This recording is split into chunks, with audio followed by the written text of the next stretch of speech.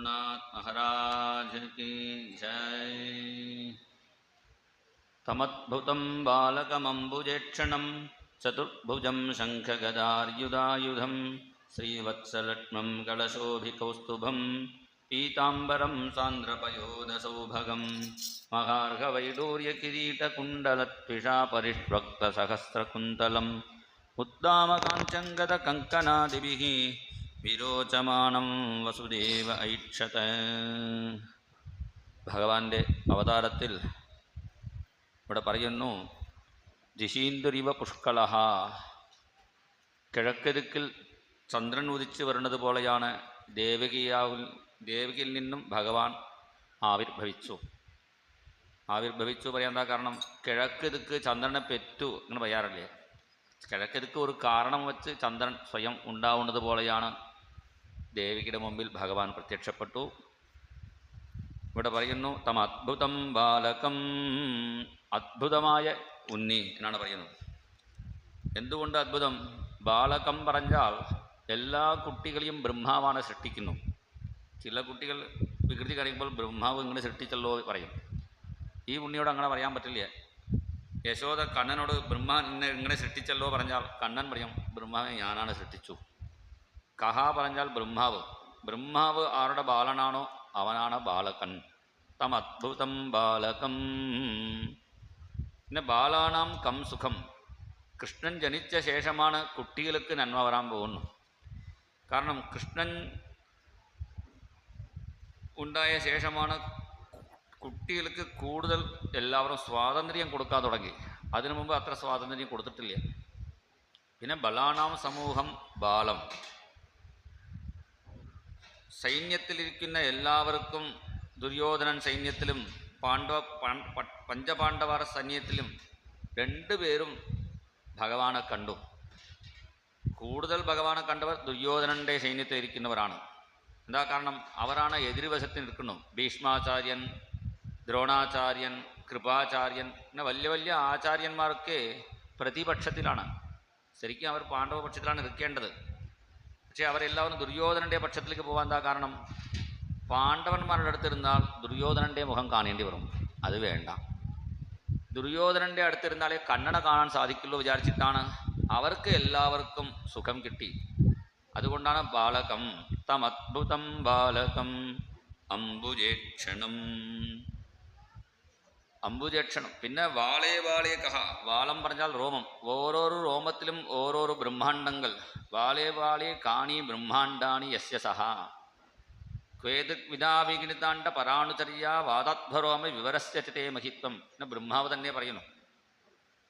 കാരണം ബ്രഹ്മാവ് സ്വയം വിചാരിച്ചു ഞാനാണ് വലിയ ആൾ, ഞാൻ ശ്രേഷ്ഠനാണ്, ബ്രഹ്മാവാണ് വിചാരിച്ചു.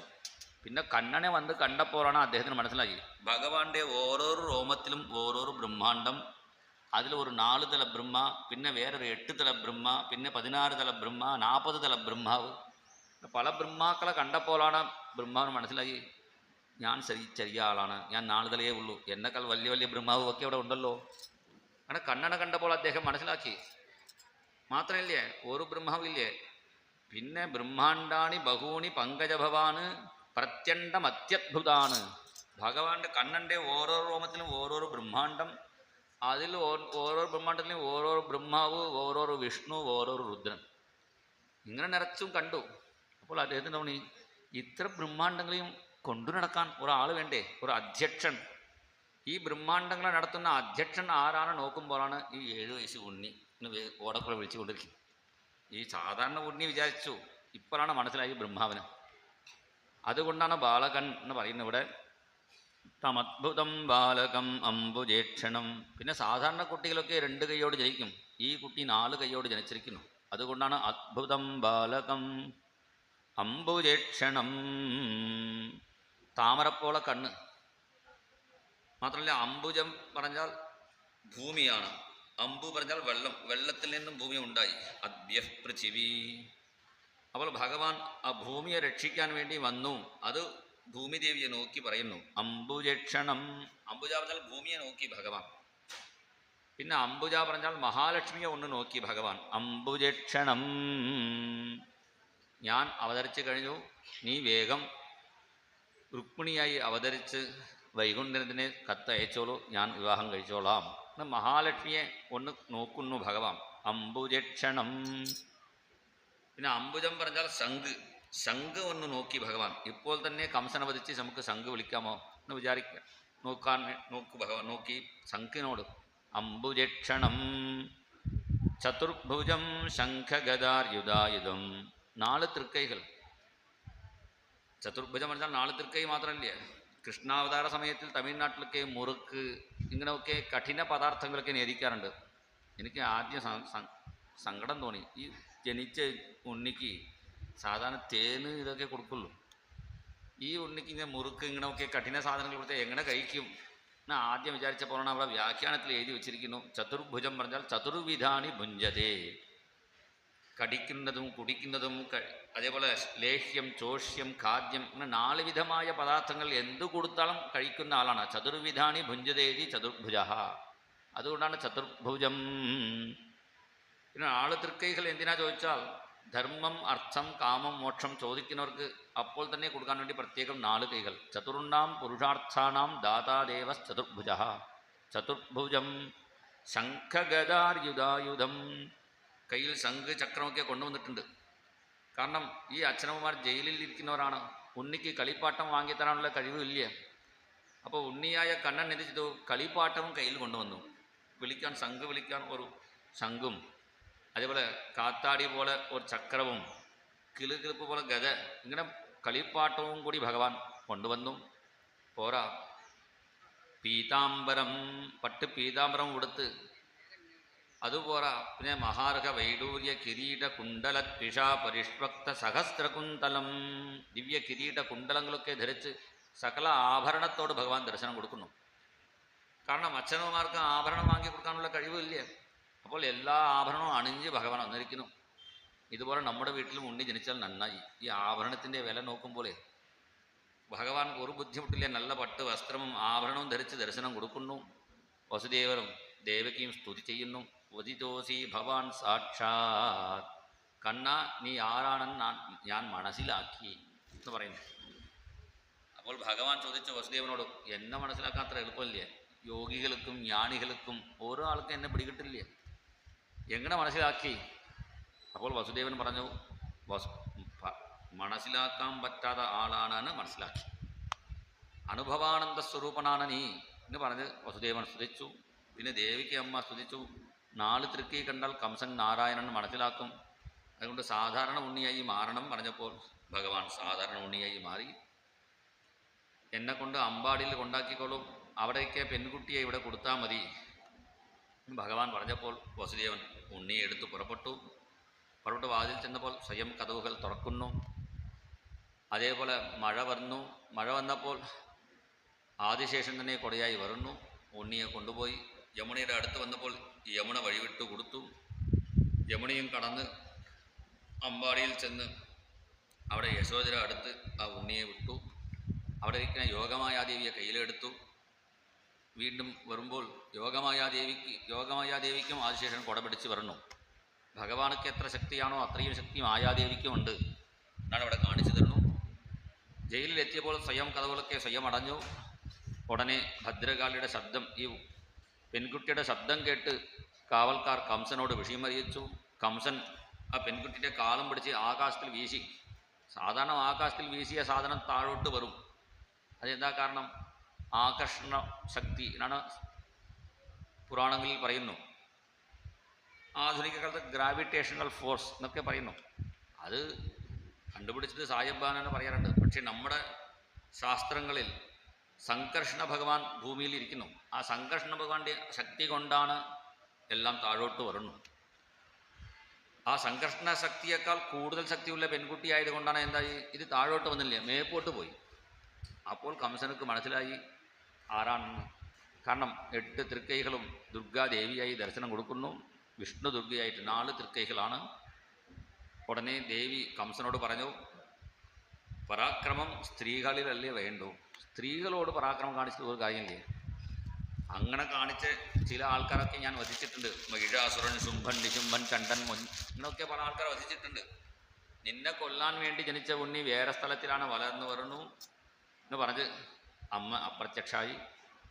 അതിനുശേഷം കംസൻ പൂതനായ പേരുള്ള ഒരു മന്ത്രിയെ പറഞ്ഞു വിട്ടു കുട്ടികളെ കൊള്ളാൻ വേണ്ടി. അവിടെ നന്ദഗോകുലത്തിൽ നന്ദഗോപൻ്റെ ഭാഗ്യം ഒരു എടുത്തു പറയുന്നു. നന്ദസ്ത്വാത്മജ ഉത്പന്നേ ജാതാക്ലാദോ മഹാമനാഃ ആഹൂയ വിപ്രാൻ വേദജ്ഞാൻ സ്നാതഃശുചിരലങ്കൃത. കണ്ണൻ്റെ ജനനം കണ്ടപ്പോൾ ഒരു മുത്തശ്ശി വേഗം നന്ദഗോപനോട് പറഞ്ഞു, നിനക്ക് ഉണ്ണി ഉണ്ടായി. ഇത് പറഞ്ഞപ്പോൾ നന്ദഗോപൻ വേഗം കുളിച്ചു വന്നു. വേദം പഠിച്ച ബ്രാഹ്മണന്മാരെ വിളിച്ചു വരുത്തി ദാനം കൊടുത്തു. ഉണ്ണി ഉണ്ടായ സമയത്ത് ദാനം കൊടുത്താൽ നല്ലതാണ്. ഉണ്ണി ഉണ്ടായി അതിൻ്റെ നാളച്ഛേദനം അതിനു മുമ്പ് വരെ ശുദ്ധം കൂടുതലുണ്ട്. അതുകൊണ്ടാണ് ആ സമയത്തിൽ ദാനം ചെയ്യുന്നത് വളരെ വിശേഷമാണ്. ജനിച്ച് ഒരു മുഹൂർത്തം, മരിച്ച് ഒരു മുഹൂർത്തം, അതിൻ്റെ ഇടയിൽ ദാനം ചെയ്താൽ വളരെ നല്ലതാണ്. ആ സമയത്ത് അശുദ്ധം ബാധിക്കില്ലേ, ആ സമയത്തിൽ കൂടുതൽ ശുദ്ധം എന്നാണ് മഹാത്മാക്കൾ പറയുന്നത്. അതുകൊണ്ടാണ് ആ സമയത്തിൽ ദാനങ്ങൾ ചെയ്യുന്നത് വളരെ വിശേഷം. അങ്ങനെ വേദം പഠിച്ച ബ്രാഹ്മണന്മാരെ വിളിച്ചു വരുത്തി ദാനം കൊടുത്തു നന്ദഗോപൻ. പിന്നെ ഗോപികമാർക്ക് യശോദയ്ക്ക് ഉണ്ണി ജനിച്ചു കേട്ടപ്പോൾ എല്ലാവരും ഓടി വരുന്നു. ഓടി വന്നപ്പോൾ അവിടെ ബ്രഹ്മാവ് തന്നെ ഒരു സുവർണത്തൊട്ടിൽ സമർപ്പിച്ചു. ആ സുവർണത്തൊട്ടിലിൽ ഉണ്ണിക്കരണ ഇട്ട് എല്ലാവരും പാട്ടുപാടി ആസ്വദിക്കുന്നു.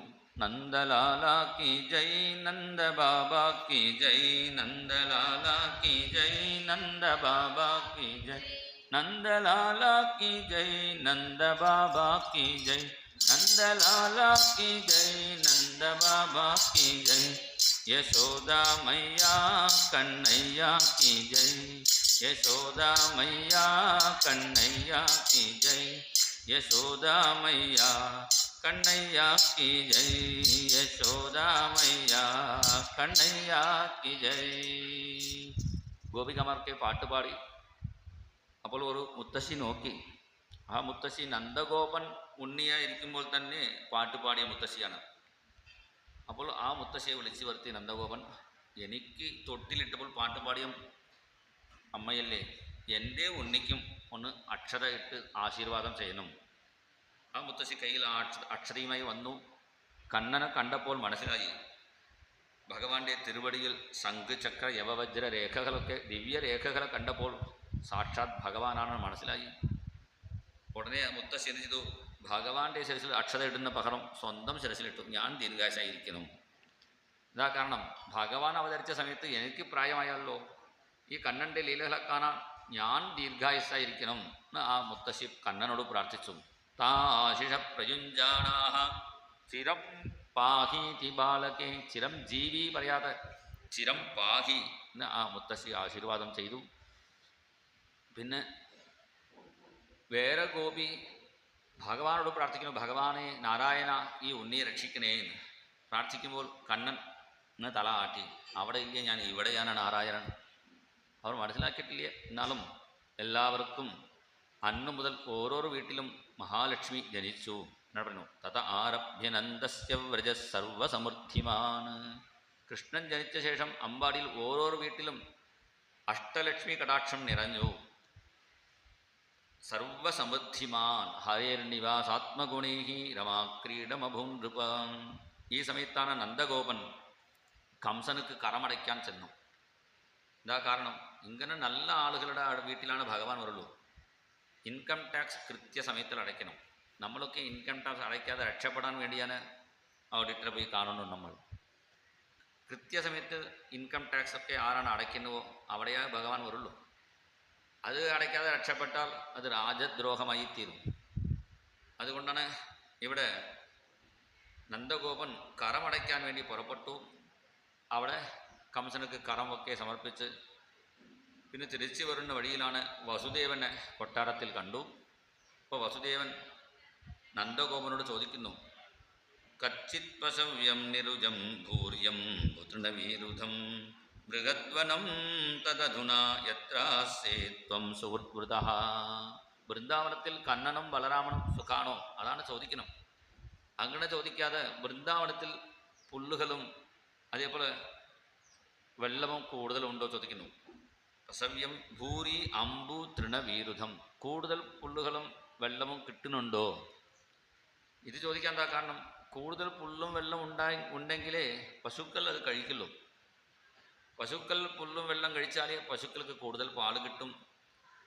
ഇപ്പോൾ പശുവിൻ്റെ പാല് കൂടുതൽ കുടിച്ച് ആ തൈര് വെണ്ണമൊക്കെ കഴിച്ചാൽ യശോദയ്ക്ക് നല്ല ആരോഗ്യം ഉണ്ടാവും. യശോദയ്ക്ക് ആരോഗ്യം ഉണ്ടെങ്കിൽ കണ്ണനുക്ക് പാല് കിട്ടും. അപ്പോൾ കണ്ണൻ സൗഖ്യമാവണമെങ്കിൽ എന്ത് ചെയ്യണം? പശുക്കളും പുൽകളും വൃന്ദാവനം സുഖമായിരിക്കണം. അതുകൊണ്ടാണ് വൃന്ദാവനത്തിൽ അതൊക്കെ ഉണ്ടോ ചോദിക്കുന്നു. പിന്നെ ഇടയ്ക്ക് ആപത്ത് ഉണ്ടാവാൻ സാധ്യത ഉണ്ട്, വേഗം ചെന്നോളൂ പറഞ്ഞു. അങ്ങനെ ആപത്ത് വരുമ്പോൾ രക്ഷപ്പെടാൻ ഒരേ വഴിയേ ഉള്ളൂ. എന്താ? ഹരി ഹരി ജപിച്ചാൽ മതി. ഹരിസ്മൃതി സർവവിപത് വിമോക്ഷണം. ഹരിനാമം കൊണ്ടാണ് ഗജേന്ദ്രൻ്റെ വിപത്ത് പോലും മാറി. ഗജേന്ദ്രൻ രക്ഷിച്ച ഭഗവാന്റെ പേരാണ് ഹരി. അതുകൊണ്ടാണ് ഹരിയെ പ്രാർത്ഥിച്ചുകൊണ്ട് ഇവിടെ പറഞ്ഞു, ഹരിം ജഗാമ ശരണം ഉത്പാതാഗമസംഗീത നന്ദപതിവചൗരേഹേ നമൃഷേതി വിചിന്തയൻ. നാമം ജപിച്ച് പറഞ്ഞു നന്ദഗോപൻ. ശ്രീകൃഷ്ണശരണം മമ ശ്രീഹരിശരണം മമ ശ്രീകൃഷ്ണശരണം മമ ശ്രീഹരിശരണം മമ ശ്രീകൃഷ്ണശരണം മമ ശ്രീഹരിശരണം മമ ശ്രീകൃഷ്ണശരണം മമ ശ്രീഹരിശരണം മമ ശ്രീകൃഷ്ണശരണം മമ ശ്രീഹരിശരണം മമ ശ്രീകൃഷ്ണശരണം മമ ശ്രീഹരിശരണം മമ ശ്രീഹരിശരണം മമ ശ്രീഹരിശരണം മമ. ഹരിശരണം നാമം ജപിച്ച് വരുമ്പോഴാണ്, അതിനു മുമ്പേ പൂതന അവിടെ വന്നു. പൂതന ഒരു രാക്ഷസിയാണ്. പക്ഷേ കണ്ണനെ കാണാൻ വരുമ്പോൾ നല്ല വേഷം കെട്ടി വന്നു. കണ്ണനെ കാണാൻ വരുന്നവരും കണ്ണൻ്റെ കഥ കേൾക്കാൻ വരുന്നവർ തന്നെ വേഷം കെട്ടി വരുന്നു. പറഞ്ഞാൽ പിന്നെ കണ്ണനെ കാണാൻ പോകുന്ന പൂതന വരുന്ന വഴിയിൽ ഒരു ബ്യൂട്ടി പാർലറിൽ കയറി നല്ല വേഷം കെട്ടി വന്നു. രാക്ഷസിയെ പോലും നല്ല സുന്ദരിയാക്കി പണ്ടത്തെ ബ്യൂട്ടി പാർലർ. ഇന്നത്തെ ബ്യൂട്ടി പാർലറോ നല്ല പെൺകുട്ടിയെ രാക്ഷസിയാക്കി വിടുന്നു. മര്യാദയ്ക്ക് മുടി കെട്ടിയ പെൺകുട്ടിയെ മുടി അഴിച്ചിടാൻ പറഞ്ഞു കൊടുക്കുന്നു. പാവാട ധാവണി കൊടുത്ത പെൺകുട്ടിക്ക് ഡ്രസ്സ് മര്യാദയ്ക്ക് കൊടുത്താതെ പറഞ്ഞു കൊടുക്കുന്നു. നഖം ഇല്ലാതെ കുട്ടി നഖം നീട്ടാൻ പറഞ്ഞു കൊടുക്കുന്നു. ഇപ്പോഴത്തെ ബ്യൂട്ടി പാർലർ അങ്ങനെയാണ്. പണ്ടത്തെ ബ്യൂട്ടി പാർലറിൽ രാക്ഷസിയെപ്പോലും നല്ല പെൺകുട്ടിയായിട്ട് ഇങ്ങനെ വേഷം കെട്ടി പറഞ്ഞു വിട്ടു. കണ്ടപ്പോൾ ഗോപികമാർക്ക് മഹാലക്ഷ്മി തോണിയെന്ന് പറയുന്നു. ശ്രീ ഗോപ്യകാ ശ്രിയം ദ്രഷ്ടുമിവാഗതാം പതിം. മഹാലക്ഷ്മി എന്നാണ് തോണി. അവർ പരസ്പരം സംസാരിക്കുന്നു. ആരാണ് ഇവിടെ വരുന്നത്? ഒരു പുതിയ സ്ത്രീ വരുന്നുണ്ടല്ലോ, രാജാവിൻ്റെ മകളായിരിക്കും. അപ്പോൾ രാജാവിൻ്റെ മകളെന്ന് പറയാൻ പറ്റില്ലേ? എന്താ കാരണം? ഇത്ര ആഭരണം ഉണ്ടല്ലോ. ഇല്ലേ, രാജാവിൻ്റെ മകളാണെങ്കിൽ ഒപ്പം 2 ബാഡി ഗാർഡ് ഉണ്ടാവും, ഭട്ടന്മാർക്കൊപ്പം ഉണ്ടാവും. ഒറ്റയ്ക്ക് വരണു. അതുകൊണ്ട് ഋഷികുമാരിയാണ്. ഋഷികുമാരി പറയാം, പക്ഷേ ഋഷികുമാരിക്ക് ഇത്ര ആഭരണം കിട്ടില്ലേ. ഇപ്പോൾ ദേവതാസ്ത്രീയാണ്. പക്ഷേ ദേവതാസ്ത്രീ പറയാൻ പറ്റില്ല. എന്താ കാരണം? ദേവതാസ്ത്രീകൾ നേരിട്ട് ഭൂമിയിൽ കാല് വയ്ക്കാറില്ലേ. ഇപ്പോൾ ഭൂമി തൊട്ട് നടക്കുന്നു. പിന്നെ അവസാനം അവർ തീരുമാനിച്ചു, ഗോപ്യ ശ്രിയം ദൃഷ്ടും, സാക്ഷാത് മഹാലക്ഷ്മിയാണ് വരുന്നു വിചാരിച്ചു. ഇങ്ങനെ പൂതന അടുത്ത് വന്നപ്പോൾ തന്നെ അതുവരെ അമ്മയോട് കളിച്ചുകൊണ്ടിരുന്ന കണ്ണൻ പൂതനയെ കണ്ടപ്പോൾ പെട്ടെന്ന് കണ്ണടച്ചു. ചരാചരാത്മാസ നിമീലിതേ ക്ഷണ. ഇവിടെ മഹാത്മാക്കൾ പല അർത്ഥം പറയുന്നു. എന്തുകൊണ്ട് കണ്ണടച്ചു എന്ന് പറയുന്നു. സജ്ജനങ്ങളെ കണ്ട ഈ കണ്ണുകൾ കൊണ്ട് ഈ അസത്തായ പൂതനയെ കാണേണ്ടെന്ന് വിചാരിച്ച് ഭഗവാൻ കണ്ണടച്ചു. പിന്നെ പൂതന വിഷമാണ് കൊണ്ടുവന്നിരിക്കുന്നു. ഈ വിഷം കണ്ണ് തുറന്ന് കഴിക്കണം, കണ്ണടച്ച് കഴിക്കാം എന്ന് വിചാരിച്ചു. എന്നാ പറയാറുണ്ട്, കണ്ടത് വാങ്ങി കഴിക്കാൻ പാടില്ല. അപ്പോൾ കാണാതെ കഴിക്കാറില്ലേ. അതുകൊണ്ടാണ് കണ്ണടച്ചിരുന്നു. മാത്രമല്ല, സൂര്യനും ചന്ദ്രനുമാണ് ഭഗവാന്റെ കണ്ണുകൾ. ചന്ദ്രസൂര്യൗച നേത്രി. ബ്രഹ്മലോകം പോകുന്നവർ സൂര്യ വഴി കൂടി പോവും, സ്വർഗം പോകുന്നവർ ചന്ദ്ര വഴി കൂടി പോവും. അപ്പോൾ സൂര്യനും ചന്ദ്രനും വിചാരിച്ചു, ഭഗവാനെ കൊല്ലാൻ വരുന്ന ഈ പൂതനയ്ക്ക് ഗതി കൊടുക്കേണ്ട വിചാരിച്ച് കണ്ണ് സ്വയം അടഞ്ഞതാണ്. അതുകൊണ്ട് കണ്ണടഞ്ഞപ്പോഴാണ് ഭഗവാൻ വിചാരിച്ചു, സൂര്യഗതി വേണ്ടാം, ചന്ദ്രഗതി വേണ്ടാം, ഒരു വേറെ ഷാർട്ട് കട്ടിൽ വൈകുണ്ഠത്തിലേക്ക് പറഞ്ഞു വിടാൻ വിചാരിച്ചു ഭഗവാൻ. നിമീലിതേക്ഷണ.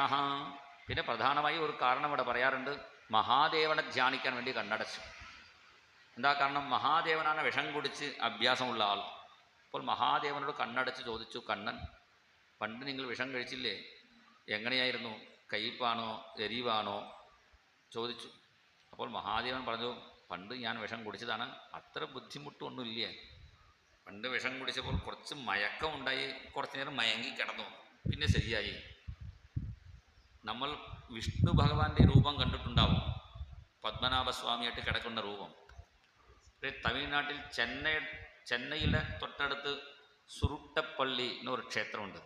അവിടെ മഹാദേവൻ ഇങ്ങനെ ശയനിച്ചിരിക്കുന്ന രൂപം കാണാം. എന്താ കാരണം, വിഷം കുടിച്ചപ്പോൾ കുറച്ച് മയങ്ങി കിടന്നു, പിന്നെ പാർവതി ദേവി ശരിയാക്കി കൊടുത്തു എന്നാണ് അവിടുത്തെ ക്ഷേത്ര മാഹാത്മ്യം. അത് ക്ഷേത്രത്തിൻ്റെ പേര് സുരുട്ടപ്പള്ളി. പറഞ്ഞാൽ ഗൂഗിളിൽ ഇട്ടാൽ നിങ്ങൾക്ക് അത് കാണാൻ സാധിക്കും. അപ്പോൾ മഹാദേവൻ പറഞ്ഞു, കുറച്ച് മയക്കം ഉണ്ടാവും, ശരിയായിക്കോളും, കഴിച്ചോളൂ പറഞ്ഞു. കഴിച്ചോളൂ പറഞ്ഞപ്പോൾ കണ്ണൻ പറഞ്ഞു, മഹാദേവനെ വിളിച്ചു, എൻ്റെ ഹൃദയത്തിൽ നിന്ന് നിങ്ങൾ തന്നെ വിഷം കഴിച്ചോളൂ, ഞാൻ പാല് മാത്രം ഞാൻ കുടിച്ചേക്കാം എന്ന് മഹാദേവനെ ആവാഹിക്കാൻ വേണ്ടി കണ്ണടച്ചിരിക്കുന്നു. രോഷസമന്വിതോ പിബത്. ഇവിടെ രോഷം പറഞ്ഞാൽ ശിവൻ എന്നാണ് അർത്ഥം. ശിവനെയും ആവാഹിച്ചു കൊണ്ടാണ് ഭഗവാൻ അവിടെ കിടക്കുന്നു. പൂതന വന്നപ്പോൾ യശോദ വെറു പറഞ്ഞ് ഉണ്ണിക്കണ്ണൻ നോക്കിക്കോളൂ. പണ്ടത്തെ സ്ത്രീകൾ അങ്ങനെയാണ്, കുട്ടികളെ നോക്കിക്കോളൂ, ഒന്ന് ആശീർവാദം ചെയ്യൂ പറയും. ഇപ്പോഴത്തെ അമ്മമാരോ സ്വന്തം അമ്മായി അമ്മയ്ക്ക് പോലും കുട്ടി ഉണ്ണി കൊടുക്കില്ല, അത് വേദം, അത് രോഗം ബാധിക്കും എന്നൊക്കെ പറയും. പണ്ട് എല്ലാവരോടും കാണിക്കാറുണ്ട്. അങ്ങനെ വെറു കാണിച്ചു കൊടുത്തപ്പോഴാണ് ആ പൂതന ഉണ്ണിക്കണ്ണൻ എടുത്തു, മടിത്തട്ടിൽ വെച്ച് വിഷം പുരട്ടിയ മുലപ്പാൽ കൊടുക്കാൻ തുടങ്ങി. അത് പണ്ടത്തെ സമ്പ്രദായം. ഉണ്ണിയെ കാണാൻ വരുന്ന അമ്മമാർ എല്ലാവരും പാല് കൊടുത്തിരുന്നു.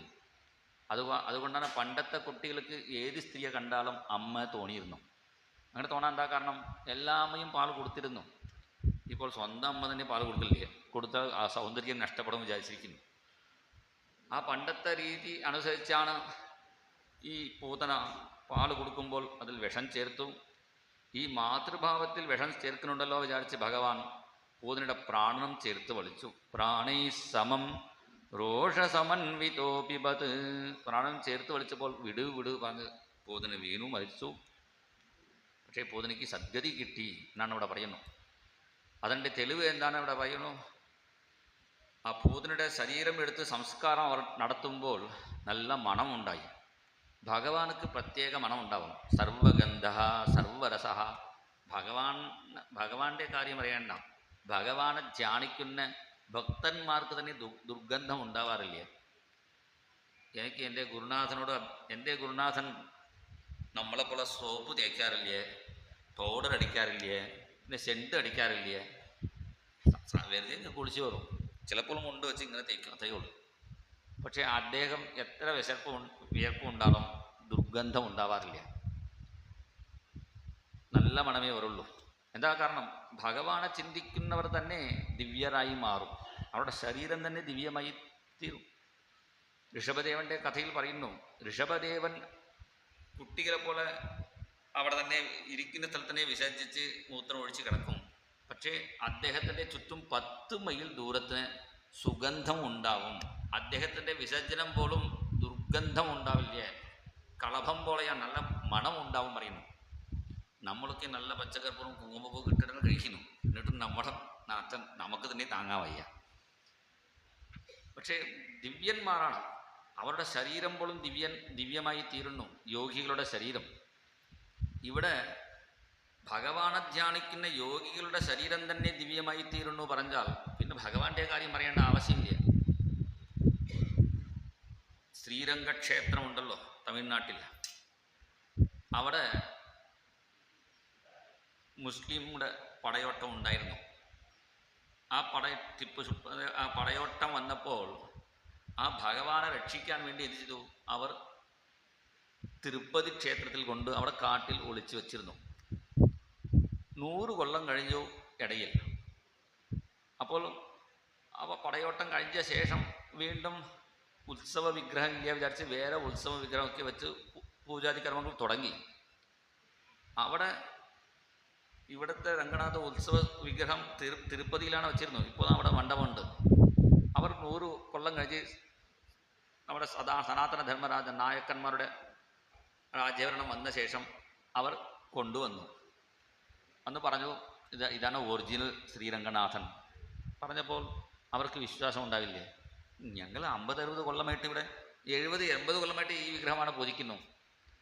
അപ്പോൾ അവർ കൊണ്ടുപോയവർ പറഞ്ഞു 100 കൊല്ലത്തിൽ ജീവിക്കുന്ന ആളുകൾ ഇരിപ്പുണ്ടെങ്കിൽ അവർ പറയും കൃത്യമായിട്ട്. എന്നാ എല്ലാ ദിവസവും ഭഗവാനെ കാണുന്നവരല്ലേ? പക്ഷേ ചോദിച്ചപ്പോൾ 100 കൊല്ലത്തിലേറെ ജീവിക്കുന്ന ഒരു ആളേ ഉള്ളൂ ശ്രീരംഗത്തിൽ. ഒരു മണ്ണാൻ, ഒരു അളക്കുകാരൻ. പക്ഷേ അളക്കുകാരന് 100 വയസ്സായതുകൊണ്ട് കണ്ണിൻ്റെ കാഴ്ച പോയി. അപ്പോൾ ആ അളക്കുകാരൻ പറഞ്ഞു, എന്തായാലും ഞാൻ അളക്കുകാരനായതുകൊണ്ട് ആ ശ്രീരംഗ ഭഗവാന്റെ വസ്ത്രം അലക്കി കൊടുത്തിട്ടുണ്ട്. അത് മണം കൊണ്ട് എനിക്ക് കണ്ടുപിടിക്കാൻ പറ്റും. അപ്പോൾ ഈ കൊണ്ടുവന്ന തിരുപ്പതിയിൽ നിന്നും കൊണ്ടുവന്ന ആ ഭഗവാന് അഭിഷേകം ചെയ്യൂ. അതേപോലെ ഇപ്പോൾ ഇരിക്കുന്ന വിഗ്രഹത്തിന് അഭിഷേകം ചെയ്തോളൂ. അഭിഷേകം ചെയ്ത് ആ മുണ്ടിൻ്റെ തീർത്ഥം ഒന്ന് കൊടുത്താൽ മതി, ഞാൻ മനസ്സിലാക്കി പറയാം. അങ്ങനെ ഇപ്പോൾ പൂജിക്കുന്ന വിഗ്രഹത്തിന് ഇത് കൊടുത്തപ്പോൾ അദ്ദേഹം ഒന്നും പറഞ്ഞിട്ടില്ലേ. പിന്നെ തിരുപ്പതിയിൽ നിന്നും കൊണ്ടുവന്ന് ആ ഭഗവാൻ അഭിഷേകം ചെയ്ത് ആ തീർത്ഥം കൊടുത്തപ്പോൾ അത് കുടിച്ചപ്പോൾ നമ്പെരുമാൾ നമ്മുടെ പെരുമാളാണ് അദ്ദേഹം തുള്ളിച്ചാടി. അതുകൊണ്ടാണ് ഇപ്പോഴും ശ്രീരംഗത്തിലുള്ള പെരുമാൾക്ക് നമ്പെരുമാൾ, നമ്മുടെ പെരുമാൾ എന്ന് പറയും. എന്താ കാരണം? ആ ദിവ്യ ഗന്ധം, ആ ഭഗവാനുക്ക് പ്രത്യേക ഒരു ദിവ്യ മണമുണ്ടാവും. ഭഗവാൻ സ്വയം ആവിർഭവിച്ച് ബ്രഹ്മാവിനെ കൊടുത്തു. ബ്രഹ്മാവ് ഇക്ഷ്വാകു മഹാരാജാവിനെ കൊടുത്തു. ഇക്ഷ്വാകു തൊട്ട് ദശരഥൻ പര്യന്തം എല്ലാവരും പൂജിച്ചിരുന്നു.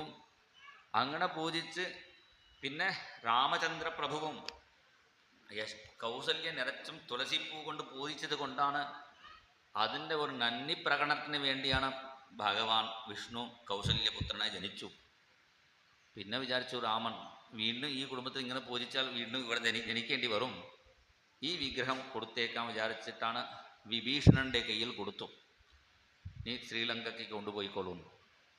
അങ്ങനെ വിഭീഷണൻ കൊണ്ടുപോകുന്ന വഴിയിലാണ് ശ്രീരംഗത്തിൽ സന്ധ്യാവന്ദനം ചെയ്യാൻ വേണ്ടി വിഭീഷണൻ താഴോട്ട് വച്ചു. അതേ സമയത്ത് പണ്ട് ദശരഥൻ പുത്രകാമേഷ്ടിയാഗം നടത്തില്ലേ, അശ്വമേധയാഗം, രാമൻ ജനിക്കാൻ വേണ്ടി. അപ്പോൾ ധർമ്മവർമ്മൻ പേരുള്ള ആ രാജാവ്, ചോഴദേശത്തിൻ്റെ രാജാവ്, അവർ പങ്കെടുത്തിരുന്നു. ദാക്ഷിണാത്യശ്ച ഭൂമിപാണ് എന്ന് പറയും രാമായണത്തിൽ, വാൽമീകി രാമായണത്തിൽ പറയുന്നുണ്ട്. അങ്ങനെ ധർമ്മവർമ്മൻ എന്ന പേരുള്ള രാജാവ് ദശരഥനോട് പ്രാർത്ഥിച്ചു, നീ പൂജിക്കുന്ന ആ വിഗ്രഹം രംഗനാഥസ്വാമി എനിക്ക് തരാവോ ചോദിച്ചു. അത് പറ്റില്ല പറഞ്ഞു. അപ്പോൾ ആ രാജാവ് വെച്ചു, ഭഗവാനെ എനിക്ക് കിട്ടണമെന്ന് വിചാരിച്ച് അന്ന് തുടങ്ങിയതാണ് തപസ്. കുറേ കാലം തപസ് ചെയ്തു. പിന്നെ രാമചന്ദ്ര പ്രഭു കാട്ടിലേക്ക് പോയി വന്ന ശേഷം വിഭീഷണൻ്റെ കയ്യിൽ കൊടുത്തയച്ചു പട്ടാഭിഷേകം. എന്തായാലും 35 കൊല്ലം ആയിട്ടുണ്ടാവും. രാമൻ ജനിക്കും മുമ്പ് പറഞ്ഞാൽ ഇപ്പോൾ രാമൻ കാട്ടിലേക്ക് പോകുമ്പോൾ 25 വയസ്സാണെന്ന് പറയുന്നു.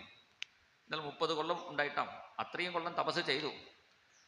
ഇവിടെ രംഗനാഥസ്വാമിയെ ആ കാവേരി നദിയുടെ ഇടയിൽ വച്ചിട്ട് സന്ധ്യാവനം ചെയ്യാൻ പോയ സമയത്തിലാണ് വിഭീഷണൻ, ഈ ധർമ്മവർമ്മ രാജാവ് ഇടയ്ക്ക് കണ്ണു തുറന്ന് നോക്കി, ഞാൻ പ്രാർത്ഥിച്ച ഭഗവാൻ ഇവിടെ വന്നല്ലോ എന്ന് സന്തോഷം.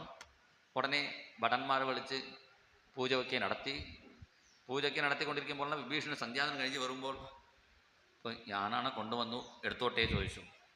അപ്പോൾ രാജാവ് പറഞ്ഞു, ഞാൻ തപസ് ചെയ്തു, എൻ്റെ തപസ്സിന് വേണ്ടി വന്ന ആളാണ്. ഇത് രാമചന്ദ്രപ്രഭു എനിക്ക് കൊടുത്ത വിഗ്രഹമാണ്. അപ്പം നീ വെറുതെ വാഹനം പോലെയാണ്, കൊണ്ടുവന്ന ആളേ ഉള്ളൂ, എനിക്ക് വേണ്ടിയാണ് ഭഗവാൻ വന്നിരിക്കുന്നു. രണ്ടുപേരും ഇങ്ങനെ അവിടെ യുദ്ധം ചെയ്യുമ്പോഴാണ് ഭഗവാൻ രംഗനാഥസ്വാമി പറഞ്ഞു വിഭീഷണനോട്, നീ എന്തായാലും രാക്ഷസനല്ലേ, ആകാശ വഴിക്കൂടി വരാൻ സാധിക്കും. എല്ലാ ദിവസവും രാത്രി വന്ന് നീ പൂജ നടത്തിക്കോളൂ, പകലിൽ ഇവിടെ പൂജിക്കട്ടേന്ന് ഭഗവാൻ. അങ്ങനെ ശ്രീരംഗ ക്ഷേത്രത്തിൽ ഉഭയ കാവേരി രണ്ടായിട്ട് വീതിച്ച് പോകുന്നു. അതിൻ്റെ ഇടയിൽ ഒരു ദ്വീപം പോലെയാണ് ശ്രീരംഗം. അങ്ങനെ ശ്രീരംഗ ദ്വീപത്തിൽ ഭഗവാൻ വസിക്കുന്നു. അതുകൊണ്ടാണ് ശ്രീരംഗക്ഷേത്രത്തെക്കുറിച്ച് പറയുമ്പോൾ കാവേരി വിരജാതോയം വൈകുണ്ഠം രംഗമന്ദിരം രംഗനാഥോ വാസുദേവ പ്രത്യക്ഷം പരമം പദം. വൈകുണ്ഠത്തേക്ക് നേരിട്ട് പോകേണ്ട ആവശ്യമില്ല, ശ്രീരംഗക്ഷേത്രം തൊഴുതാൽ മതി, വൈകുണ്ഠ പോയതിൻ്റെ ഫലം ഉണ്ടാവും. അവിടുത്തെ കാവേരി തന്നെ വിരജ പറഞ്ഞാൽ വൈകുണ്ഠത്തിൽ ഓടുന്ന നദിയുടെ പേരാണ് വിരജാതോയം. വൈകുണ്ഠം രംഗമന്ദിരം, രംഗനാഥൻ തന്നെ വാസുദേവൻ പ്രത്യക്ഷ പരമപദം എന്നാണ് പറയുന്നു. പറഞ്ഞു വന്ന കാര്യം, ആ ഭഗവാനുക്ക് നമ്പെരുമാൾ പേര് വരാൻ എന്താ കാരണം? ആ ഭഗവാന്റെ ദിവ്യം മണം മനസ്സിലാക്കി അവിടെ ഒരളക്കുകാരൻ പോലും സ്വീകരിച്ചു, ഭഗവാനെ കണ്ടുപിടിച്ച് കൊടുത്തു എന്ന് പറയുന്നുണ്ട്. അത് അങ്ങനെ ദിവ്യഗന്ധമുള്ള ഭഗവാനെ ഒന്ന് സ്പർശിച്ചത് കൊണ്ടാണ് ഭൂതനിക്ക് പോലും സദ്ഗതി കിട്ടി എന്ന് ഇവിടെ പറയുന്നു. അതിനുശേഷം ഗോപികമാർ ഭഗവാനക്ക് രക്ഷ ചെയ്യുന്നു, ഭഗവാന്റെ നാമങ്ങളെ കൊണ്ട് ഭഗവാനക്ക് രക്ഷ ചെയ്യുന്നു എന്നാണ് ഇവിടെ ബാലനാരായണ കവചം ഉപദേശിക്കുന്നു. ഒരു മാസമായപ്പോൾ കണ്ണനെ യശോദാദേവി കുളിപ്പിക്കുന്നു. പണ്ടൊക്കെ അമ്മമാർ തന്നെ കുളിപ്പിക്കാറുണ്ട്, അല്ല വീട്ടിലിരിക്കുന്ന മുത്തശ്ശിമാരാണ് കുളിപ്പിക്കുന്നുണ്ട്. ഇപ്പോൾ വിദേശത്തിലൊക്കെ പോയാൽ അതിനൊരു പ്രത്യേക നഴ്സും ഒക്കെ വരും, അവർക്ക് കുറച്ച് പൈസ അടച്ചാലേ അവർ വന്ന് കുട്ടിയെ കുളിപ്പിച്ച് ചെയ്യുള്ളൂ. അതിനുവേണ്ടി പ്രത്യേക ക്ലാസ്സും ഒക്കെ കോഴ്സും ഒക്കെ പഠിച്ചിട്ടാണ് അവർ വരുന്നു കുട്ടികളെ എങ്ങനെ കുളിപ്പിക്കണം. ഇപ്പോൾ നമ്മുടെ കുട്ടികൾ ചിലപ്പോൾ അങ്ങനെ ക്ലാസ് വേണ്ടി വരുമ്പോൾ സംശയം, കുട്ടികളെ എങ്ങനെ കുളിപ്പിക്കണം, എങ്ങനെ ഭക്ഷണം കൊടുക്കണം, ഇതൊക്കെ ക്ലാസ് അവിടെ പഠിച്ചിട്ട് അവർ വരുന്നു.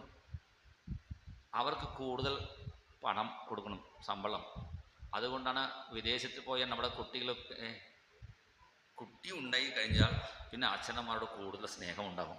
എൻ്റെ കുട്ടിയെ നോക്കാൻ വെറും പൈസ, കാരണം അവിടുത്തെ നഴ്സിക്ക് കൊടുക്കുമ്പോൾ കൂടുതൽ പൈസ കൊടുക്കണം.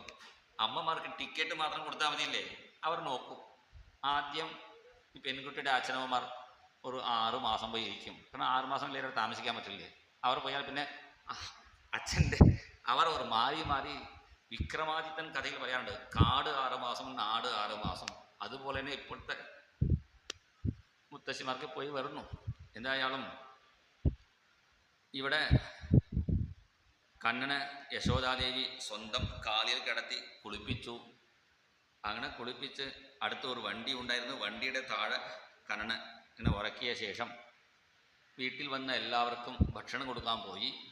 ആ സമയത്താണ് ഒരു അസുരൻ വന്നു, ശകടാസുരൻ എന്നാണ് പേര്. ശകടം പറഞ്ഞാൽ വണ്ടി. ആ വണ്ടി രൂപത്തിൽ വന്നത് കൊണ്ടാണ് ശകടാസുരൻ ഇവിടെ പറയുന്നു. ഈ ഓരോരോ അസുരൻ്റെ പൂർവ്വജന്മ കഥയൊക്കെ ഇവിടെ വിസ്തരിച്ച് വർണ്ണിക്കുന്നു ഗർഗഭാഗവതത്തിൽ. ആ വണ്ടി ചക്രത്തിൽ ആവേശിച്ച് ഇങ്ങനെ കറങ്ങുന്ന സമയത്താണ് ഭഗവാൻ മനസ്സിലാക്കിയ അസുരനാണെന്ന്. അടുത്ത ക്ഷണം തൻ്റെ കാലുകൊണ്ട് ഒരു തട്ട് കൊടുത്തു. അടുത്ത ക്ഷണം ആ വണ്ടി വീണു, ശകടാസുരൻ മരിച്ചു, ഭഗവാൻ രക്ഷപ്പെട്ടു.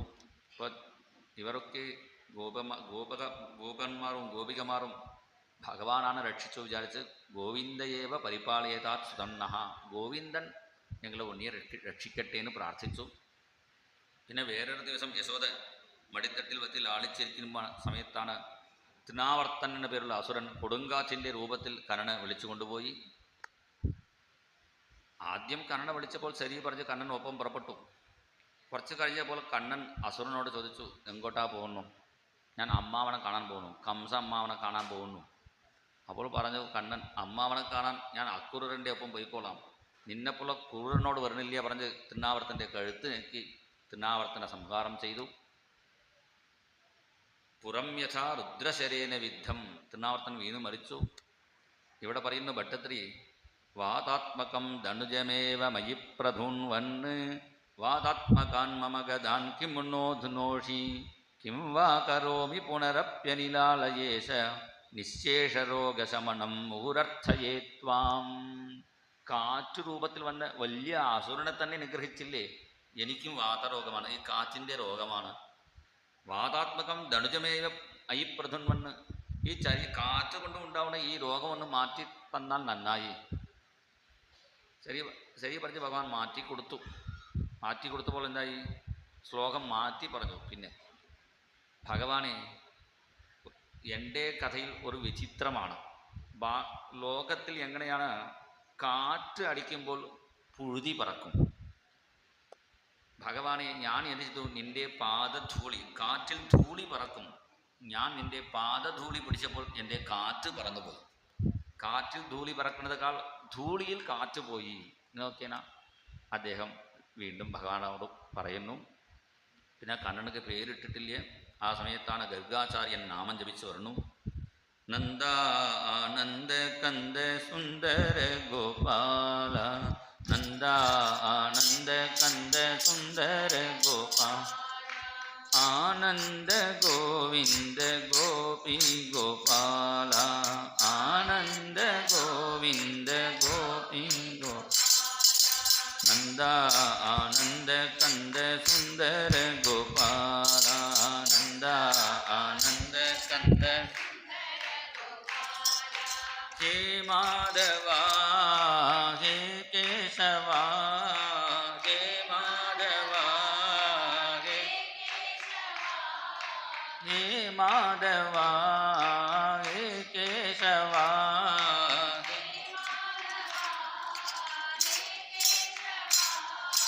മുരളീധര കണ്ണ മനമോഹന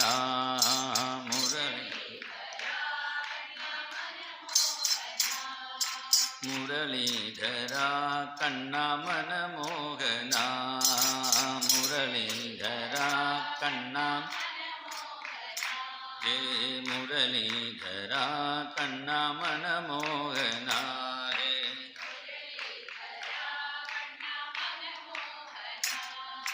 നന്ദ ആനന്ദ കന്ദ സുന്ദര ഗോപാല നന്ദ സുന്ദര ഗോപാല സുന്ദര ഗോപാല അതിസുന്ദര ഗോപാല അതിസുന്ദര ഗോപാല. നാമം ജപിച്ച ഗർഗാചാര്യൻ വരുന്നു. നന്ദഗോപന്റെ ഗുരുനാഥനാണ് ശാണ്ഡില്യ മഹർഷി. ശാണ്ഡില്യ മഹർഷി അന്വേഷിച്ച് പുറപ്പെട്ടപ്പോഴാണ് ഗർഗാചാര്യനെ കണ്ടപ്പോൾ ജന്മനാ ബ്രാഹ്മണോ ഗുരു, ബ്രാഹ്മണനായ ഏത് ബ്രാഹ്മണനായാലും ഗുരുവായിട്ട് കണക്കാക്കണം.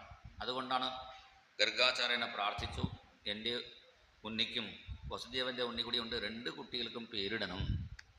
അപ്പോൾ ഗർഗാചാര്യൻ പറഞ്ഞു, ഞാൻ വളരെ പ്രശസ്തനാണ്, ഞാൻ എവിടെ ചെന്നാലും അടുത്ത ദിവസം പത്രത്തിലുണ്ടാവും ഗർഗാചാര്യൻ ഗോകുലം പോയി എന്നൊക്കെ പത്രത്തിൽ പറയും. കാരണം വലിയ ജ്യോത്സ്യനാണ്, ജ്യോത്സ്യന്മാർക്ക് നല്ല പ്രശസ്തി ഉണ്ടാവും. ഞാൻ ജ്യോത്സ്യം പഠിച്ചിട്ടുണ്ടെങ്കിൽ എനിക്ക് കുറച്ചുകൂടി, കാരണം ജ്യോത്സ്യൻ എന്ന് പറഞ്ഞാൽ പിന്നെ കൂടുതൽ ആളുകൾ വരും. ഇവിടെ ഗർഗാചാര്യൻ വലിയ ജ്യോത്സ്യനാണ്. അദ്ദേഹം ഉണ്ടാക്കിയതാണ് ഹോരാശാസ്ത്രം. അത് വച്ചിട്ടാണ് ഈ ഇവിടെ നടത്തുന്ന പ്രശ്ന കാര്യങ്ങളൊക്കെ ചെയ്യുന്നു. അഹോരാത്രം അതിൻ്റെ ചുരുക്കമാണ് ഹോര നമ്മൾ പറയുന്നു. ആ ഗർഗാചാര്യനെ നമസ്കരിച്ചു. കുട്ടികൾക്ക് പേരിടണം പറഞ്ഞപ്പോൾ അദ്ദേഹം ആലോചിക്കുന്നു. എന്താ കാരണം? കുട്ടികൾക്ക് പേരിടുമ്പോൾ നല്ല പേരിടണം. ആ പേര് കൊണ്ട് കുട്ടികളുടെ ഗുണങ്ങളുടെ വ്യത്യാസം ഉണ്ടാവും. നരസിംഹന് പേരിട്ടാൽ ചിലപ്പോൾ നരസിംഹനെപ്പോളാവും. ഇപ്പോൾ കൃഷ്ണൻ്റെ പേരിടണം. അങ്ങനെ കുട്ടികളുടെ പേര് കൊണ്ട് തന്നെ ആ ചില കുട്ടികൾക്ക് ആർത്തിന്ന് പേരിടുന്നത്. ആർത്തി പറഞ്ഞാൽ എന്താ അർത്ഥം? ദുഃഖം എന്നാണ് അർത്ഥം സംസ്കൃത ഭാഷയിൽ. ഇപ്പം ദുഃഖം പേരിട്ടാൽ പിന്നെ ദുഃഖം തന്നെയാവും. ഇപ്പോൾ കുട്ടികൾക്ക് ഒരു മഹാത്മാവിൻ്റെ അടുത്ത് ചെന്ന് ചോദിക്കണം, ഓരോരോ നക്ഷത്രത്തിന് ഏത് എഴുത്തിലാണ് പേര് തുടങ്ങണം. അതൊക്കെ പഞ്ചാംഗത്തിലുണ്ട്. അത് നോക്കി ചെയ്താൽ കൂടുതൽ നല്ലതാണ്. ഇപ്പോഴൊക്കെ ഗുരുനാഥനെ കാണാറില്ല. പണ്ടൊക്കെ മാതാ പിത ഗുരു ദൈവം. ഇപ്പോൾ മാതാ പിത ഗൂഗിൾ ദൈവം. ഗുരുവിന് പകരം ഗൂഗിളായി. ഗൂഗിളിനോട് ചോദിച്ചാൽ അത് നിറച്ച് പേരൊക്കെ തരും. അതിൽ നിന്ന് ഒരു പേരെടുത്തിടും. ഗൂഗിൾ പേര് മാത്രമേ കൊടുക്കുള്ളൂ, പക്ഷേ ആശീർവാദം ചെയ്യില്ല. അപ്പോൾ ഒരു മഹാത്മാവിൻ്റെ അടുത്ത് പേര് കിട്ടിയാലേ നമുക്ക് ഗുണമുണ്ടാവും.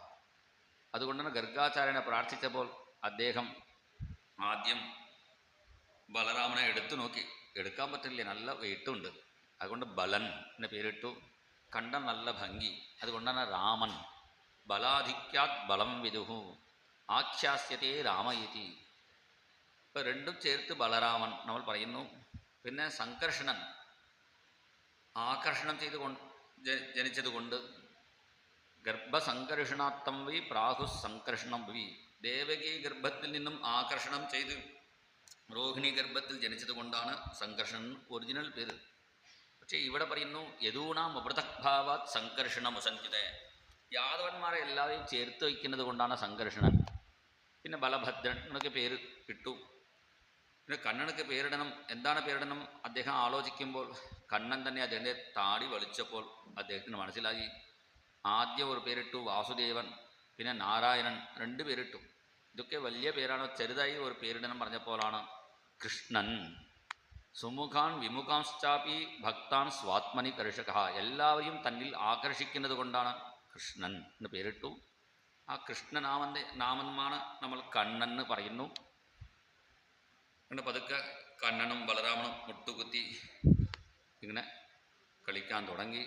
അങ്ങനെ മുട്ടുകുത്തി വാതിൽ ചെന്ന് അവിടെ ഇരിക്കുന്ന ചലിയൊക്കെ സ്വന്തം ശരീരത്തിലും മുണ്ടിലും ആക്കി ഇങ്ങനെ കളിച്ചുകൊണ്ടിരിക്കും. യശോദ ചോദിക്കുന്നു, ത്വം സൂകരോസി ഗതജന്മണി പൂതനായ, പോണ കഴിഞ്ഞ ജന്മത്തിൽ പന്നിയായി ജനിച്ചിട്ടുണ്ടോ എന്ന് ചോദിച്ചപ്പോൾ ചിരിച്ച് തല ആട്ടി കൃഷ്ണൻ. ആദ്യം ഞാൻ ഒരു വരാഹാവതാരം എടുത്തിട്ടുണ്ട്. ത്വം സൂകരോസി ഗതജന്മണി പൂതനായി. പിന്നെ എന്നെ കളിച്ച് ആദ്യം സന്ധ്യാസമയം ആകുമ്പോഴും ചെയ്യും വാതിൽപ്പടിയിൽ കയറിയിരിക്കും. വാതിൽപ്പടിയിൽ കയറിയിരുന്നാൽ യശോദ പറഞ്ഞു വാതിൽപ്പടിയിൽ ഇരിക്കാൻ പാടില്ല. എന്താ? ഉമ്മറപ്പടിയിൽ നരസിംഹൻ്റെ സ്ഥാനമാണ്, അവിടെ നമ്മൾ ഇരിക്കാൻ പാടില്ല. നരസിംഹൻ ഇരിക്കാമോ? നരസിംഹനിക്ക് ഇരിക്കാം, പക്ഷെ നമ്മൾ ഇരിക്കാൻ പാടില്ല. കണ്ണൻ പറഞ്ഞു നരസിംഹൻ ഇരിക്കുമെങ്കിൽ ഞാൻ ഇരുന്നോട്ടെ. കൃഷ്ണനാണ് നരസിംഹൻ അവതാരം എടുത്തത്, പക്ഷേ യശോദയ്ക്ക് അത് മനസ്സിലായിട്ടില്ല. പിന്നെ നന്ദഗോപനക്ക് പത്മനാഭസ്വാമിയാണ് കുലദൈവം. അപ്പോൾ പത്മനാഭസ്വാമിയെ തൊഴുതു, പക്ഷേ നല്ല തറക്കമുള്ളത് കൊണ്ട് മര്യാദയ്ക്ക് തൊഴുതിട്ടില്ല. ഒന്നുകൂടി പത്മനാഭസ്വാമിയെ കണ്ടാൽ കൊള്ളാം, ഒരു ഫോട്ടോ എങ്കിലും വാങ്ങാമായിരുന്നു. പിന്നെ യശോദയും നന്ദഗോപനും പറയുമ്പോൾ കണ്ണൻ പറഞ്ഞു, അമ്മേ പത്മനാഭ ദർശനമല്ലേ വേണ്ടു, ഞാൻ കാണിച്ചു തരാം. എന്ത് ചെയ്തു? അങ്ങനെ ഏട്ടൻ വരുമ്പോൾ തന്നെ ഇടയ്ക്ക് കാല് നീട്ടി ഏട്ടൻ തടയ്ക്ക് വീണു. ഏട്ടൻ്റെ മുകളിൽ കണ്ണൻ വീണു. അമ്മ കണ്ടോളൂ പത്മനാഭസ്വാമി, എൻ്റെ ഏട്ടനാണ് ആദിശേഷൻ, ഞാൻ പത്മനാഭസ്വാമിയാണ് കാണിച്ചു കൊടുത്തു. പക്ഷേ യശോദയ്ക്ക് മനസ്സിലാവണ്ടേ, കുട്ടി ഏതോ പറയുന്നു വിചാരിച്ചു. ഇപ്പോൾ നമുക്ക് പത്മനാഭ ക്ഷേത്രത്തിൽ അവിടെ കൃഷ്ണൻ്റെ അമ്പലമുണ്ട്. പത്മനാഭ ക്ഷേത്രത്തിൻ്റെ ഉള്ളിൽ തന്നെ പടിഞ്ഞാറനടിയിൽ അവിടെ പ്രദക്ഷിണം വയ്ക്കുന്ന സ്ഥലത്ത് നമുക്ക് പോയാൽ കാണാം. അന്ന് ഉണ്ണിക്കണ്ണൻ ബലറാമൻ്റെ മുകളിൽ കയറി കിടന്ന് ഇങ്ങനെ അമ്മയ്ക്ക് ദർശനം കൊടുത്ത ഒരു കാഴ്ച ചിത്രം അവിടെ വരച്ചിട്ടുണ്ട്. എന്നാൽ കണ്ണൻ്റെ വികൃതികൾ ആദ്യം പൂജാമരിയിൽ നിന്ന് തുടങ്ങിയെന്നാണ് പറയുന്നത്. പൂജാമരിയിൽ വെച്ച് പൂക്കളൊക്കെ വെച്ചിട്ടുണ്ട്, അതൊക്കെ സ്വയം തന്നെ എടുത്തിട്ടു. കൃഷ്ണായ നമഃ, കമലാനാഥായ നമഃ, വാസുദേവായ നമഃ. യശോദ പറഞ്ഞത് മുമ്പാത്തിക്ക് വെച്ചതാണ്, സ്വന്തം തലയിൽ ഇടാൻ പാടില്ല. ഭഗവാൻ പറഞ്ഞു ഞാൻ പ്രത്യക്ഷമായിരിക്കുമ്പോൾ പിന്നെ വിഗ്രഹത്തിന് പൂജിക്കേണ്ട ആവശ്യമില്ല. പറഞ്ഞാൽ മനസ്സിലാവേണ്ടേ യശോദയ്ക്ക്. ഒരു ദിവസം ശാളഗ്രാമം പൂജിക്കാൻ വേണ്ടി ശാളഗ്രാമം എടുത്തു വെച്ചിരുന്നു നന്ദഗോപൻ. കണ്ണടച്ച് ധ്യാനിച്ചിട്ട് പൂ ഇടണം. അതുകൊണ്ട് കണ്ണടച്ച് ശാന്താകാരം ഭുജഗശയനം പത്മനാഭം സുരേഷം എന്ന് ധ്യാനിച്ചിട്ട് പൂ ഇടാൻ വേണ്ടി നോക്കുമ്പോൾ ശാളഗ്രാമം കാണാതായി. രണ്ടുപേരും തപ്പി നടക്കുന്നു. പിന്നെ അവസാനം ശാളഗ്രാമം കാണാതെ അന്വേഷിക്കുമ്പോഴാണ് കൃഷ്ണൻ വായി ആടുമാറ പോലെ വെച്ചിട്ടുണ്ട്. ഇവൻ്റെ വായിൽ എന്താണ് നോക്കുമ്പോഴാണ് ശാളഗ്രാമം ഉരുളയെ കറുത്ത കല്ലിൽ ഉരുളക്കല്ലല്ലേ, കണ്ണൻ വിചാരിച്ച് എല്ലൂരുണ്ടേ വിചാരിച്ച് അതെടുത്ത് വായിലെടുത്തിട്ടു. പിന്നെ കണ്ണൻ്റെ വായിലിനെ എടുത്തു വച്ചു. കണ്ണൻ എന്താ വിചാരിക്കുന്നു, കുട്ടികൾക്ക് ശാളഗ്രാമ തീർത്ഥം കൊടുത്താൽ നല്ലതാണ്. അതുകൊണ്ട് പണ്ട് കുട്ടികളോട് പറയും കുളിച്ച് വേഗം അമ്പലത്തിൽ പോയി തീർത്ഥം മേടിച്ച് വരൂ, പിന്നെ കാപ്പി കൊടുക്കാൻ പറയും. എന്താ കാരണം രാവിലെ എണ്ണീറ്റ് ആദ്യം ആ ഭഗവാന് അഭിഷേകം ചെയ്ത് ദിവ്യ അഞ്ജനശില അതിൻ്റെ തീർത്ഥം കുടിച്ചു കഴിഞ്ഞാൽ രോഗപ്രതിഷേധ ശക്തിയും നല്ല ബുദ്ധിശക്തിയും ഉണ്ടാവും. അതുകൊണ്ടാണ് ആദ്യം ശാളഗ്രാമ തീർത്ഥം കുടിക്കണം പറയാറുണ്ട്. ശാളഗ്രാമ തീർത്ഥം കുടിക്കണമെങ്കിൽ ചെയ്യണം, ആദ്യം തട്ടത്തിൽ ശാളഗ്രാമം വയ്ക്കണം, അഭിഷേകം നടത്തും, എല്ലാ ദിവസവും ഇവിടെ കൊടുക്കുന്നുണ്ട്. പക്ഷേ കുട്ടികൾ വരണില്ലേ, അതാണ് കുഴപ്പം. ഇത് 1-2 കുട്ടികളെ വരണുള്ളൂ. അങ്ങനെ ശാളഗ്രാമ തീർത്ഥം കുടിച്ചാൽ നല്ല ബുദ്ധി ഉണ്ടാവും. കണ്ണൻ വിചാരിച്ചു ശാളഗ്രാമം ഒരു തട്ടത്തിൽ വെച്ച് അഭിഷേകം നടത്തി പിന്നെ വെള്ളം കുടിക്കുന്നത് പകരം ശാളഗ്രാമം സ്വന്തം വായിലിട്ടാൽ മതിയല്ലേ, ശാളഗ്രാമ തീർത്ഥം പോയിക്കൊണ്ടേയിരിക്കും. അങ്ങനെ വിചാരിച്ച് ഭഗവാൻ എടുത്ത് വായിലിട്ടു. പിന്നെ അത് എടുത്ത് മാറ്റി വെച്ചു. പിന്നെ അടുക്കളയിൽ കൊണ്ടാക്കി യശോദ. പണ്ടൊക്കെ അടുപ്പ് താഴെയാണ്, ഇപ്പോഴാണ് മേട കെട്ടി അടുപ്പ് വെച്ച് അടുക്കളയിൽ ഉണ്ടായി. എല്ലാ സ്ത്രീകൾക്കും നടുവേദന മുട്ടുകാലവേദനയൊക്കെ തുടങ്ങാൻ എന്താ കാരണം, ഈ നിന്ന് ചെയ്ത പാചകത്തിൻ്റെ കുഴപ്പമാണ്. പണ്ടത്തെ രീതിയിൽ ഇരുന്ന് കാലം നീട്ടി സുഖമായിട്ട് പാചകം ചെയ്തിരുന്നു, ഒരു കുഴപ്പം ഉണ്ടായിട്ടില്ല മുത്തശ്ശിമാർക്ക്. ഇപ്പോൾ എല്ലാവർക്കും 30-40 വയസ്സുള്ള സ്ത്രീകൾക്ക് പോലും നടുവേദന മുട്ടുവേദനയൊക്കെ വരാൻ എന്താ കാരണം, ഈ നിന്ന് ചെയ്ത പാചകത്തിൻ്റെ കുഴപ്പമാണ്. പിന്നെ അവിടെ ഇടുന്ന ടൈൽസിൻ്റെ കുഴപ്പം കൂടി ഉണ്ടാകും. പഴയ കാലത്തിൻ്റെ തറയില്ലേ, ഇതുപോലെ കറുങ്കല്ലാണെങ്കിൽ കുഴപ്പമില്ല. ഇത് എഞ്ചിനീയർക്കും വൈദ്യനക്കും പരസ്പരം ഒരു ബന്ധമുണ്ട് എന്ന് തോന്നണം.